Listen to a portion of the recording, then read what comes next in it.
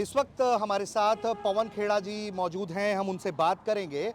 सबसे पहले तो पहली टिप्पणी आपसे ले लेता हूं। राहुल गांधी की बिहार में ये यात्रा अप्रत्याशित रूप से कांग्रेस गदगद दिखाई पड़ रही है कि इतनी भारी संख्या में समर्थक उसके सड़कों पर हैं।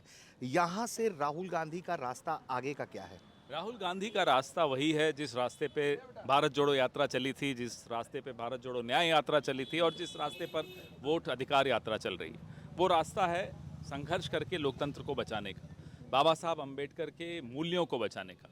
संविधान की रक्षा मतलब सिर्फ संविधान एक पुस्तक तो है नहीं। संविधान की रक्षा का मतलब है हर दबे कुचले पिछड़े के हकों की लड़ाई लड़ना। तो वो लड़ाई की यात्रा है, ये सफ़र है, लंबा है, चलेगा। पवन खेड़ा जी, ये यात्रा चल रही है और उन सब के बीच जो है कांग्रेस की नज़र जो है वो दिल्ली पर भी लगातार बनी हुई है।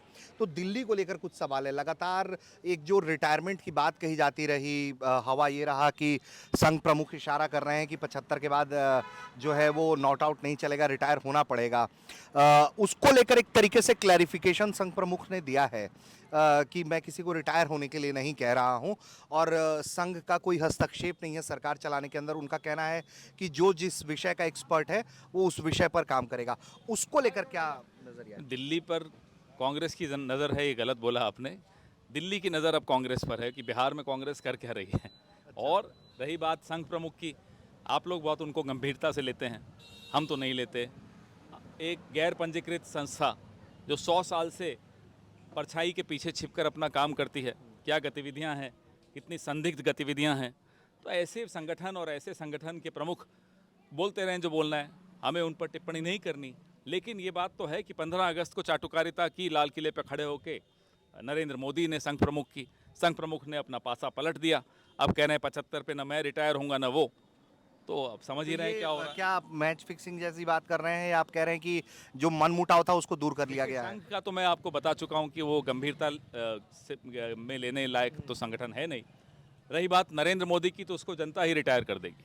अच्छा। और उनकी अपनी पार्टी तैयार बैठी है उन्हें रिटायर करने के लिए। काफ़ी लोग सुगबुगाहट है, मुझसे ज़्यादा आप जानते हैं। नहीं, तो मुझे ये एक चीज़ और पूछनी है इस बारे में कि बहुत इस तरह की सोशल मीडिया पर बहुत अफवाहें रहीं कि चंद्रबाबू नायडू से संपर्क करने की कोशिश की जा रही है।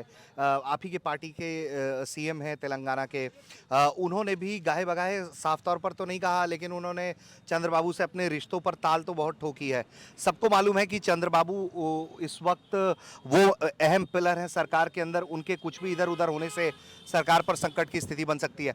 क्या कांग्रेस 2029 से पहले ऐसा कुछ एम कर रही है क्या? हमें ज़रूरत नहीं पड़ेगी, अपने आप होगा। क्योंकि जो भी व्यक्ति या जो भी पार्टी, वो रीजनल दल हो, कोई हो, जो चुनाव लड़ता है उसको लोगों के बीच में जाना पड़ता है। और लोगों के बीच में जाने की हिम्मत तभी होगी जब आप इस तरह के लोगों से अपना रिश्ता तोड़ोगे। वो चंद्रबाबू नायडू को भी समझ में आ रहा है। नीतीश जी तो चलो अब बुजुर्ग हो गए, उनके लिए मैं ज़्यादा नहीं बोलूँगा। चंद्रबाबू नायडू को भी लोगों के बीच में जाना है वोट लेने। कैसे जाएगा, किस मुंह से जाएगा? एक आखिरी सवाल अब बिहार को लेकर कि सीटों के बंटवारे पर सबकी नजर है। उस तरफ बीजेपी भी मंथन कर रही है अपने अलाइज के साथ, आप लोग भी कर रहे हैं। लग रहा है कि इस पूरे शक्ति प्रदर्शन से कांग्रेस को इस बार अपर हैंड मिलने जा रहा है। पवन जी, बात कांग्रेस को या किसी और दल को अपर हैंड का नहीं है। ये लड़ाई बहुत लंबी लड़ाई है। ये लड़ाई लोकतंत्र को बचाने की है, आपके सबके वोटों को बचाने की है। अगर वोट पे चोरी हो गई, डाका डल गया, तो लोकतंत्र क्या बचेगा, लोगों के अधिकार क्या बचेंगे, लोगों के हक कैसे बचेंगे? ठीक है, बहुत शुक्रिया पवन जी। तो आपने सुना पवन खेड़ा को, जिन्होंने बताया कि जो संघ प्रमुख का बयान है कि 75 पर रिटायरमेंट वाला जो मसला है, उस पर वो कह रहे हैं कि दोनों एक दूसरे की तारीफ करके अब मामला जो है वो सेटल डाउन करने की कोशिश कर रहे हैं। ऋषिराज, न्यूज़ तक।